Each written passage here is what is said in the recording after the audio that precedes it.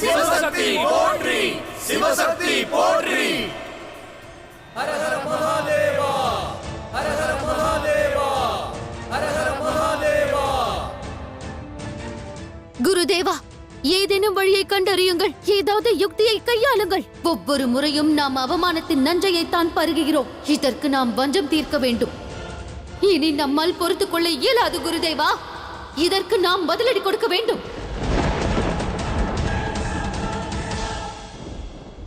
சுந்தரன் மற்றும் தேவி மீனாட்சி இவர்களின் விவாகம் முடிவடைந்தது. ஹர ஹர மகாதேவா, ஹர ஹர மகாதேவா, ஹர ஹர மகாதேவா, ஹர ஹர மகாதேவா, ஹர ஹர மகாதேவா, ஹர ஹர மகாதேவா. அன்னை பார்வதி போற்றி, அன்னை பார்வதி போற்றி, அன்னை பார்வதி போற்றி, அன்னை பார்வதி போற்றி.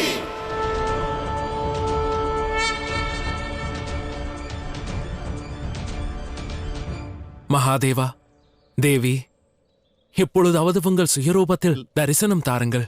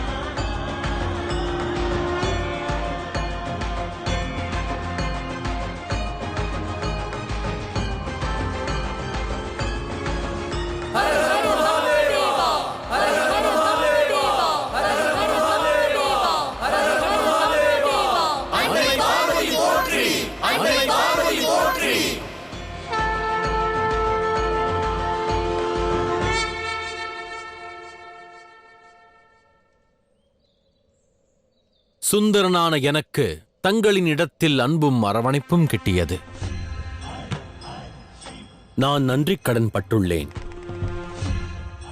எனது வாழ்க்கையின் மிக இனிதான நாட்களை இவ்விடத்திலேயே உணர்ந்தேன். ஆகையால் இன்று முதல், இக்கணம் முதல், இப்பிரபஞ்சத்தில் யாவரும் இவ்விடத்தை மதுரை என்ற பெயர் கொண்டு அழைப்பார்கள். இவ்விடத்தை மதுரை என்ற பெயர் கொண்டு அழைப்பார்கள்.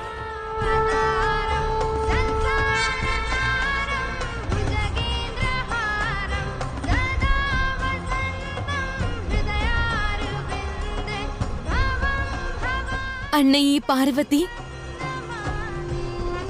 தாங்கள் மீனாட்சியாக இங்கு ஜனனித்தீர்கள், வளர்ந்தீர்கள்.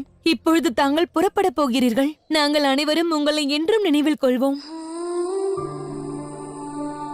சிறு வேண்டுகோள், தாங்கள் மீனாட்சியாகவே இங்கு வசிக்க வேண்டும். அதன் வாயிலாக இவ்விடம் முழுவதும் தங்கள் அருள் கடாட்சம் இருக்கும்.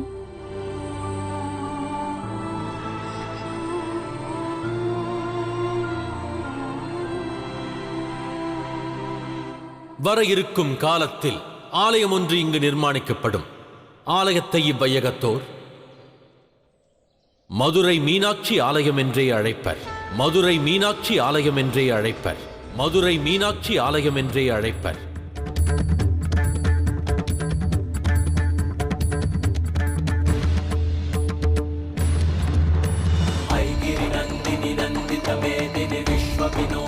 மீனாட்சி மட்டுமல்ல, இவ்விடத்துடன் சுந்தரரும் இணைந்திருக்கிறார்.